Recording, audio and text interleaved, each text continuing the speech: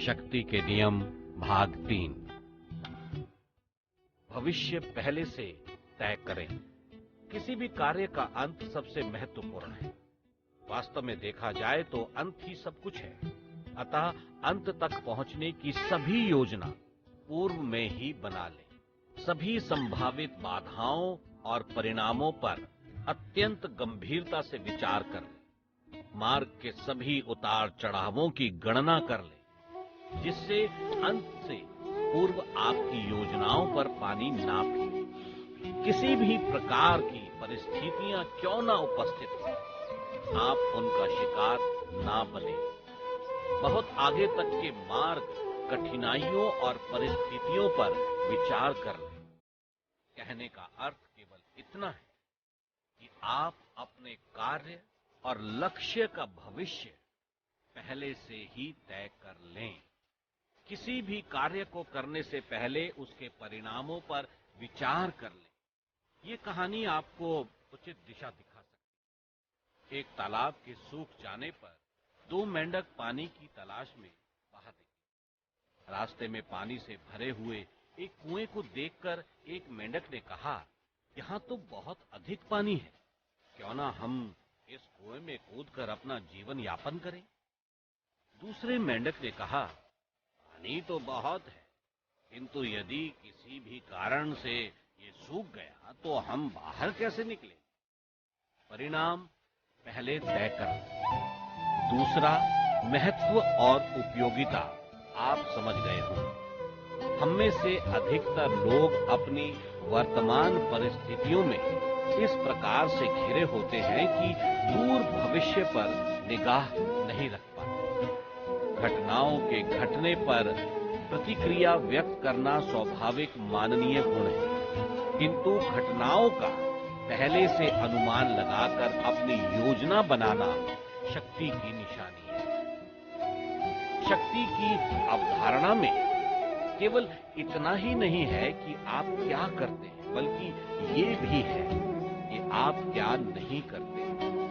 जिन कारणों से आप मुश्किल में फंस सकते हैं, उनसे बचना भी महत्वपूर्ण है। किसी भी कार्य को प्रारंभ करने से पूर्व विस्तार से उसकी योजना बना लें। उसके परिणामों पर अच्छी तरह विचार कर लें। आपकी मेहनत का लाभ कोई दूसरा ना ले सके। आपके काम से कहीं कोई दुश्मन तो नहीं बन रहा है, ये भी सोचें। कार्य के अंत के सुखद परिणामों पर एक बार पुनः विचार करें। अपने मस्तिष्क को कार्य के सुखद अंत के कारण भटकने ना दें।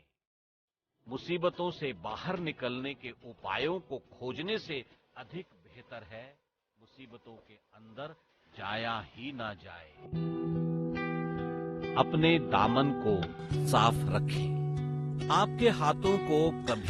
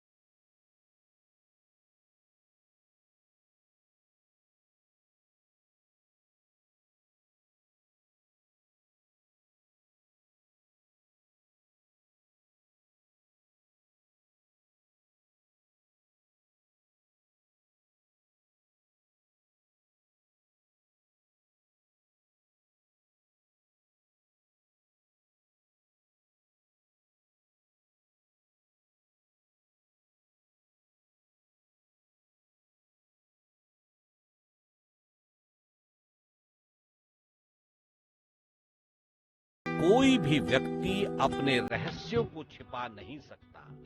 अगर उसके होंठ नहीं बोलेंगे तो उसकी उंगलियां बोलेंगी। उसका रोम रोम चिल्ला चिल्ला कर रहस्य बता देगा। कमजोरी खोजते समय इस बात का ध्यान रखें कि व्यक्ति की कमजोरी हमेशा महत्वहीन दिखने वाले शब्दों, मुद्राओं, भाव भंगिमाओं और कार्य प्रणाली से प्रकट हो जाती है। आपकी सफलता का रहस्य इसमें भी छिपा हुआ है कि आप किसकी, कैसे और कहां कमजोरी की तलाश कर रहे हैं। वो व्यक्ति, जगह आपके लिए उपयोगी और महत्वपूर्ण है कि नहीं, ये पहचान रखना भी आवश्यक है। किसी भी अनुपयोगी व्यक्ति या जगह की कमियां खोज लेने से भी आपको कोई लाभ होने वाला नहीं और इसमें लगा हुआ आपका समय, शक्ति और ऊर्जा व्यर्थ हो जाए।